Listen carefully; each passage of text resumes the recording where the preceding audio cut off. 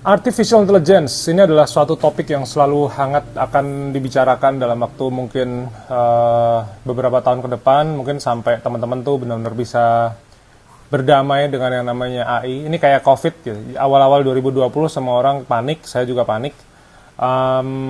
Tapi berawal dari satu pertanyaan dari Mas Nanang Supriyanto ya. Jadi kan intinya AI ini kan udah mulai sedikit banyak menggantikan peran manusia. Nah ini fotografer tuh nanti perannya seperti apa.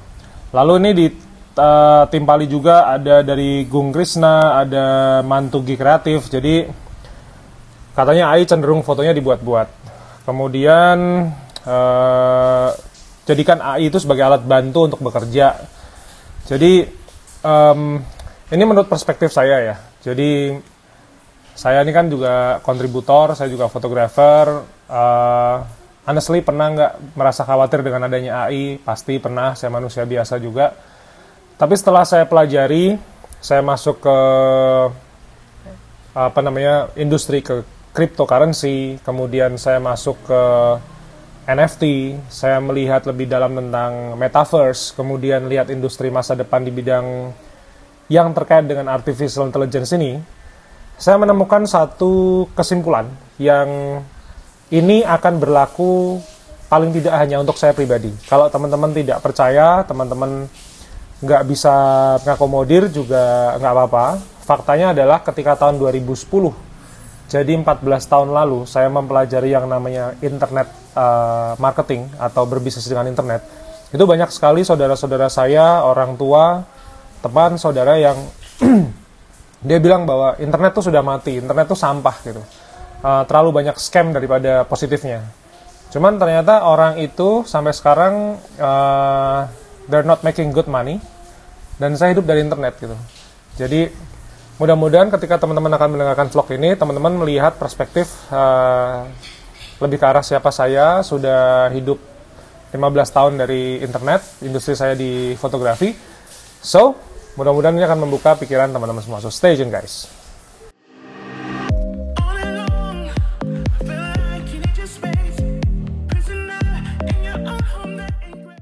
Selamat malam teman-teman semua, nama saya Bima Aditya, salam kenal. Jadi saat ini di Jogja, jam 8 lebih 2-3 menit. Ini adalah H-2 Idul Fitri, besok adalah puasa terakhir. Saya sempatkan bikin vlog untuk teman-teman semua karena topiknya cukup menarik dan ternyata dari disiplin ilmu yang berbeda. Jadi dari teman-teman saya yang seorang arsitek, seorang 3D artist, itu ternyata juga membahas topik yang sama di selain kita yang fotografer ya atau pekerja seni ya. Jadi artificial intelligence ini kan sebenarnya sebuah alat bantu sebenarnya. Sama seperti komputer, sama seperti internet. Kalau kita alokasikan pikiran kita kembali ke 25 tahun yang lalu, ketika yang namanya laptop, mungkin mereknya pertama tuh Compaq ya. Mama saya pernah punya itu. Mungkin orang akan tanya gini, ini kalau laptop sudah ada, lalu industri ngetik-mengetik gimana? Jangan-jangan mesin tik ini akan usang gitu. Tapi ternyata kita semua bisa beradaptasi sampai sekarang dan kita menggunakan laptop, kita menggunakan notebook, menggunakan iPad, dan semua industri berjalan dengan baik. Lalu adanya PayPal misalnya tahun 2010, nanti kalau ada PayPal terus kemudian bank tuh di Indonesia gimana? Kemudian sistemnya apakah uang kita akan dicuri? Dan sampai saat ini mungkin uang saya yang bentuknya US dollars dari transaksi bisnis sama yang dari rupiah mungkin banyakkan yang US dollars. Jadi PayPal sangat membantu gitu. Lalu ada lagi kalau misalnya nanti kamera itu, ini teman-teman mungkin kalau yang sekarang kelahiran tahun 2000-an ya, mungkin teman-teman taunya udah industrinya fotonya kamera digital gitu. Cuman saya ini saya kelahiran tahun 85, jadi anak 80-an. Anak 80-an itu pasti masih memotret dengan kamera film 35 mili. Dimana kalau masang film nggak kecantol, kebalik lah, filmnya angus lah, overexpose, underexpose, dan lain sebagainya itu makanya kita paham betul, mayoritas ya, paham tentang segitiga exposure. Nah, ketika dulu saya pakai kamera analog, terus kemudian saya ingat sekali, Nikon D70, itu keluar dengan harga 10 juta pada tahun 2005-2006. Itu industri tuh bilang begini, nanti kalau misalnya kamera digital ini ada, industri kamera analog gimana, kemudian industri fotografinya gimana gitu. Yang saya bisa ambil kesimpulan secara general, sebenarnya industrinya tuh baik-baik aja. Cuman toolsnya sudah usang. Jadi, saya aja sekarang pakai Lightroom sudah premium ya, jadi saya berbayar. Canva masih kadang gratisan, kadang saya kepengen beli yang premium, cuman sementara sudah cukup sih. Saya udah langganan Cloud 1 tahun, saya udah langganan Lightroom Premium 1 tahun. Canva masih, bahasa Jawanya unda-undi nih, masih mikir nih. 760 ribunya setahun saya ada, tapi itu apakah saya benar-benar membutuhkan fitur premiumnya atau saya masih bisa adjust kebutuhan saya dengan fitur gratisannya. Nah, jadi industrinya sebenarnya baik-baik saja. Mau itu industri seorang arsitek, mau itu industri seorang 3D artist, mau itu industri digital art, kemudian industri fotografi, sinematografi atau macrostock, sebenarnya industrinya itu baik-baik aja. Ini karena saya sudah hidup lebih dari 15 tahun ya. Saya bisnis 15 tahun dari dunia fotografi murni. Saya bukan freelancer, saya bukan bekerja di studionya orang, tapi saya benar-benar mendapatkan uang dari memotret. Jadi kalau saya yang sudah 15 tahun ini masih bisa hidup dari memotret, maka kalau teman-teman baru kayak 1 tahun, kurang dari 5 tahun, saya pikir teman-teman terlalu cepat untuk ketakutan dan terlalu cepat untuk skeptis, sehingga mungkin rasa takut teman-teman itu tidak beralasan. Jadi over worry ini yang orang tuh kalau zaman sekarang bilang namanya insecure lah dan lain sebagainya. Sebenarnya bukan masalah insecure dan lain sebagainya. Ini mungkin diri kita itu tidak punya kepercayaan diri yang cukup untuk melihat atau menapaki masa depan di industri yang sedang kita jalani.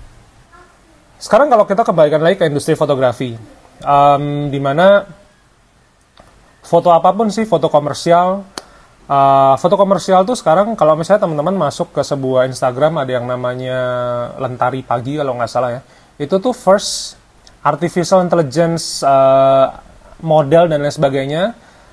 Waktu itu saya lihat seperti ada yang berbeda dari si model ini, tapi ternyata ketika saya lihat itu ternyata dia benar-benar dari Studio 8 Image apa kalau nggak salah. Sampai akhirnya saya bilang sama istri saya, tahun depan kita mesti ke Bangkok. Saya kepengen datengin studionya, saya kepengen belajar tentang bagaimana industri di situ. Ternyata beberapa teman saya kontributor kayak Mas Fajrul, kayak Mas Daniel, dia sudah masuk ke industri AI. Terus ya dia lihat akhirnya plus minusnya seperti apa, dia lihat sekali gitu. Jadi ada sesuatu yang tergantikan, ada yang tidak. Nah, kita sekarang ngomong dulu apa yang akan tergantikan. Yang tergantikan adalah, ini kita ngomong secara belak-belakan aja, jadi mungkin bahasanya agak kasar nih. Yang tergantikan adalah pribadi-pribadi kita yang tidak bisa beradaptasi. Itu satu. Lalu pribadi-pribadi kita yang nggak mau, males improve. Sehingga bisnis harusnya jalannya lurus nih, tiba-tiba harus belok rada ke kanan dikit. Dia nggak mau, takut atau bingung kalau misalnya diajak ke kanan dikit dia bingung. Nah, jadi nggak mau beradaptasi sama nggak mau improve ini adalah sebuah kehancuran di bisnis bagi siapapun. Ketika kita itu orangnya ya intinya nggak bisa menyesuaikan lah. Kalau udah nggak bisa menyesuaikan ya siap-siap mati aja. Lalu siapa yang tidak akan terpengaruh? Ya kebalikannya yang tadi. Jadi kalau teman-teman misalnya ada di industri fotografi, terus teman-teman nih ngomongnya sama kayak saudara saya yang tahun 2010, saya kursus internet marketing baru hari ini mau berangkat nih. Saudara saya bilang, ngapain kursus internet marketing harganya 7 juta, internet marketing itu sampah, dia bilang begitu. Ya akhirnya sampai sekarang, ini saudara saya yang cerdasnya setengah mati ini sampai sekarang jobless, dia nggak punya kerjaan apapun. Saya masih kerja, saya masih dapat uang setiap hari dari dunia fotografi. Nah maka, ini tergantung iman, tergantung faith kita masing-masing di industri ini. Kalau teman-teman memiliki sebuah keimanan yang tinggi, keimanan itu, yang nama iman itu sebenarnya sama kayak kita beriman kepada Rasul, kepada Tuhan, segala macam. Iman itu kadang, objeknya itu nggak bisa dipegang. Tapi ini masalah otak, masalah batin untuk mempercayai bahwa hal itu benar, misalnya gitu. Nah sama, Kalau saya di dunia fotografi, saya tuh sudah tidak peduli dengan adanya AI dan lain sebagainya, justru saya akan dealing with artificial intelligence. Maka ketika saya, dulu saya tuh kan, zaman saya dulu ya, era-era tahun 2000-an tuh kalau kita menggunakan Photoshop seri 7,0 mungkin atau 6,5, saya lupa ya. Itu adalah kita berlomba-lomba bagaimana caranya menseleksi objek sehingga kita bisa hapus backgroundnya. Ternyata hanya dengan langganan Canva 760.000 setahun, itu begitu saya masuk effect, saya masuk BG remover atau background remover, itu within a seconds backgroundnya hilang. Nah, buat saya pribadi, yang sebagai seorang pekerja seni, kemudian saya juga membuat sebuah konten, saya udah nggak peduli dengan yang namanya, intinya saya mau ngilangin background. Kalau dulu saya harus pakai Photoshop, saya seleksi satu-satu pakai magnetic tools dan lain sebagainya. Kemudian sekarang saya cukup berlangganan 760.000 dalam waktu 1 tahun. Itu tuh apa yang lebih baik dari keadaan ini? Karena semua ini akan memudahkan saya untuk berbisnis. Bisnis itu kuncinya cuma cost and revenue. Jadi ketika ada cost atau ada biaya yang dikeluarkan, biayanya lebih kecil daripada revenue-nya, sudah selesai. Tujuan bisnis kan kita dapat profit. Kalau misalnya saya dengan langganan 760.000 setahun, kemudian saya bisa bikin thumbnail yang bagus di YouTube, kemudian saya dapat AdSense, saya dapat digital product, saya dapat brand deal segala macam, ya 760.000 itu cost. Cuman dapatnya berapa jauh lebih besar, jadi buat saya nggak ada masalah. Nah, makanya kembali lagi ke keimanan kita masing-masing. Apakah kita itu tidak mau beradaptasi, kemudian tidak mau improve, bisnisnya gitu-gitu aja, jadi klasik banget, ya sudah, siap-siap mati aja. Sekarang ada nggak sesuatu yang klasik dalam kehidupan saya? Ada. Saya itu tipikal orang yang kalau misalnya saya suka dengan satu produk or services, saya bisa pakai produk itu berkali-kali. Misal, saya itu dari zaman kecil, itu suka sekali sama yang namanya nasi goreng. Jadi sekarang saya kemanapun saya pergi, saya adalah maniak nasi goreng, dari mulai nasi goreng tek-tek pinggir jalan, nasi goreng Solaria, nasi goreng di Hotel Bintang 5, itu semua saya udah pernah coba. Terus kalau misalnya di dunia pencarian uang nih, saya itu punya investasi yang sangat klasik, dan saya sudah melihat investasi ini, membaca historinya ya. Jadi saya orang fundamentalis, saya orang yang melihat histori masa lalu. Investasi yang saya lakukan ini metodenya sangat klasik. Namanya adalah investasi saham. Saham itu dari tahun 1700 itu sudah ada, bahkan Sir Isaac Newton itu sudah pernah membeli saham. Di mana pada waktu itu diceritakan buku itu Isaac Newton itu tidak berhasil investasi saham. Saya mau tunjukin bukunya nih. Ini kalau teman-teman makan bukunya juga mungkin dimakan bukunya nggak bakal bikin kenyang nih. Nih, The Intelligent Investor. Di sini diceritakan sejarah yang namanya pasar modal itu sejak tahun 1700, dan itu sangat klasik. Kalau investasi, saya sangat klasik. Saya nggak mau yang macam-macam. Jadi saya kalau beli saham itu saya buy and hold.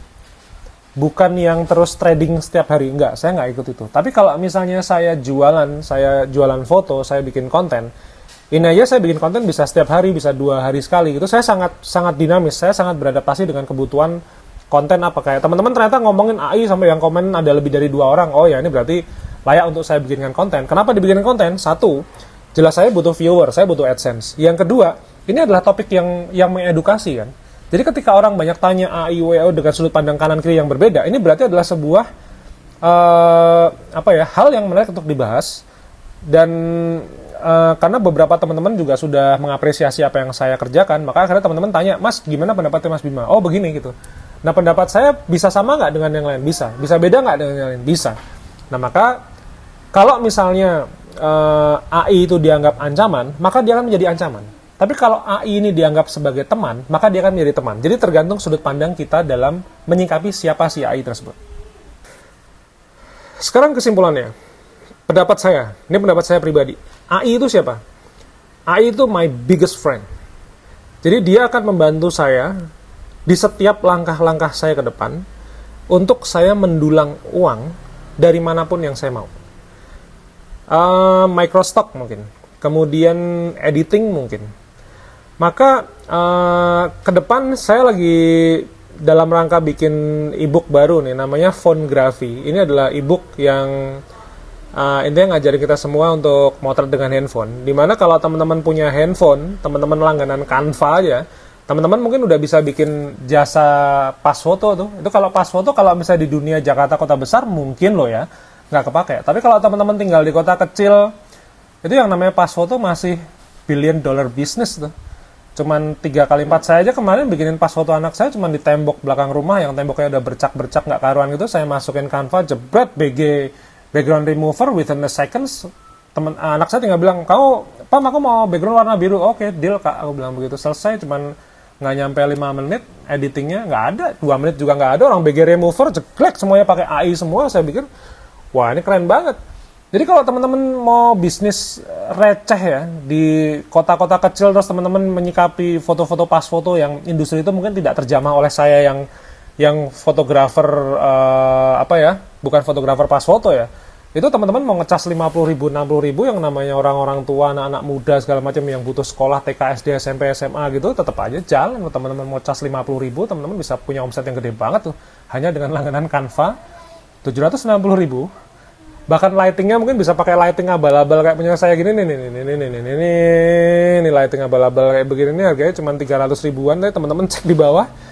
Lightingnya kadang butuh, kadang enggak. Cuman kadang-kadang buat prestis saya, buat branding aja. Bahwa ini kelihatannya motretnya pakai lighting, padahal teman-teman motret pakai handphone misalnya gitu. Udah pakai AI 760.000 setahun, pakai Canva, selesai. Nah, pendapat saya, AI itu adalah artificial intelligence itu adalah teman saya. Maka saya akan memperlakukan dia sebagai teman. Saya akan berdamai dengan dia. Terserah teman-teman mau nganggap dia penjajah, mau nganggap dia licik, mau nganggap dia setan segala macam, buat saya sih nggak masalah gitu, karena saya menganggap dia adalah AI. Prinsipnya di AI itu adalah teman. Prinsipnya adalah seperti saya punya pisau nih. Saya, kalau teman-teman lihat di Instagram saya mungkin tahu ada namanya dapur live, itu highlight saya. Itu saya suka masak kan pakai pisau.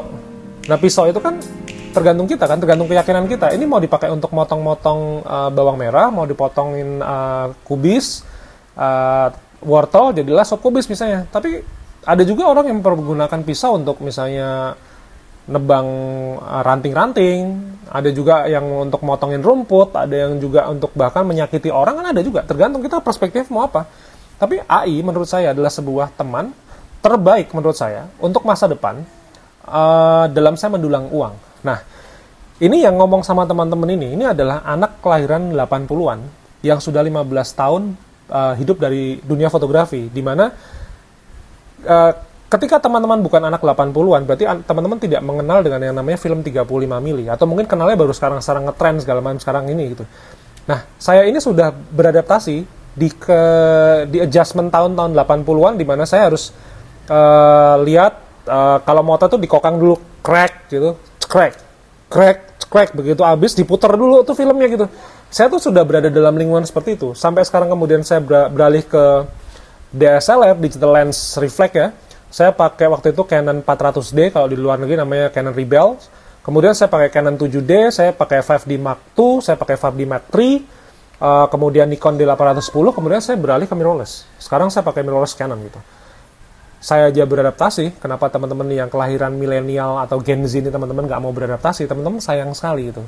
Saya itu beradaptasi sudah cukup lama gitu. Nah, teman-teman nih eranya sudah gampang, karena buat saya, ketika saya adalah anak kelahiran tahun 2005 misalnya gitu, wah saya udah nggak usah susah-susah mikir bisnis mah gampang banget gitu. Jadi bisnis itu sebenarnya sangat gampang. Yang menjadikan susah itu adalah ketika pribadi kita itu nggak konsisten dan tidak mau bekerja sampai limit paling batas, paling kritis gitu. Maka banyak sekali orang-orang yang gampang menyerah, gampang takut, over worry, terus pakai saya insecure, bodoh amat tuh yang namanya insecurean kayak begitu. Buat saya itu kayak sebuah mentality tempe yang, kalau tempe sebenarnya sih enak juga ya, cuma artinya mentality di mana kita tuh melihat bahwa orang kebanyakan mengeluh daripada berkarya, orang kebanyakan takut daripada dia percaya diri. Nah, saya tidak melihat adanya benefit dengan minder. Saya tidak melihat benefit dengan adanya tidak mau beradaptasi dan tidak mau improve gitu. Jadi begitu, itu sudut pandang saya, Mas Nanang. Mudah-mudahan ini menjadi sebuah pembelajaran bersama ya. Terima kasih sekali. Jadi kalau teman-teman nanti ada komentar atau ada pertanyaan tentang apapun, Silahkan tinggalin komentar kalau memang ini menjadi sebuah hot topic, saya akan coba bahas di channel YouTube saya. Mohon maaf lahir dan batin, saya belum tahu seminggu ke depan mau ngevlog di hari apa, tapi saya akan coba sebaik mungkin untuk memberikan konten yang terbaik buat teman-teman dalam belajar fotografi. Selamat Hari Raya Idul Fitri, minal aidin wal faidin, mohon maaf lahir dan batin. Saya minta maaf tentang segala kesalahan saya selama 1 tahun ini kepada teman-teman semua dalam membuatkan konten. Mudah-mudahan konten ini akan berlanjut dengan konten-konten yang lebih baik, dan saya bisa menularkan apa yang saya lakukan di dunia fotografi. No matter teman-teman adalah seorang fotografer atau penghobi, tapi saat ini kita diketemukan dalam channel Bima Aditya, dan kita akan belajar bersama-sama di dunia fotografi. So stay tune. Ebook saya sudah dalam proses pembuatan, jadi saya akan launching dalam beberapa waktu ke depan. Judulnya adalah Phonegraphy, teman-teman tinggal cek link di bawah. Nanti kalau sudah ada linknya, sudah bisa diklik, silahkan teman-teman akses buat teman-teman yang kepengen belajar tentang memotret dengan smartphone. So stay tune, sampai ketemu di video berikutnya besok pagi jam 5.